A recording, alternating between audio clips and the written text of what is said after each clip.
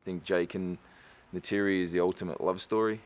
I think it showed you in the first movie. It didn't matter whether you were, what race you were, what planet you were, what color you were from. Love is love, and I think it forges. The first film and the battle that they undertook forged an unbreakable bond between them. It gets tested, just like any marriage. It gets tried like any kind of relationship under duress. But I think that Neytiri is Jake's world. That's the world that he found.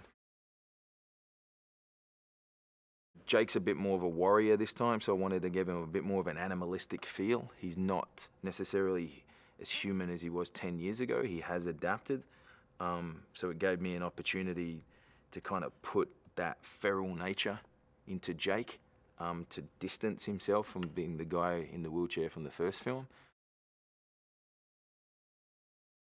Zoe and me were always just very close. I think we both didn't really know what we were getting ourselves into, and that gave us absolute freedom in the first movie to just bounce off each other and enjoy the ride.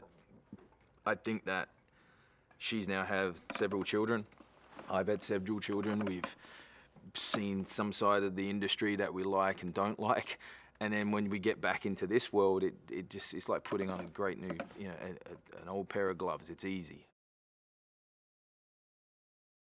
I know that what Jim is trying to create is very truthful, very emotional and grounded tales of the tribulations of a family and what it means to be in a family, and putting them in the most dire of situations, in a humongous intergalactic war, filled with exploitation and themes that are almost operatic.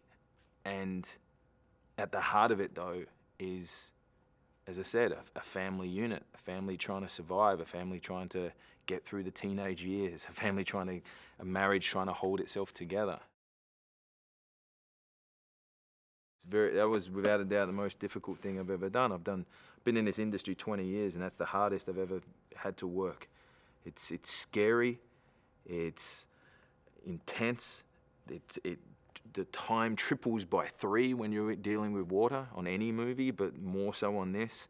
And you're actually then having to make it look easy and seamless because the Na'vi and the Metkina learn to breathe underwater.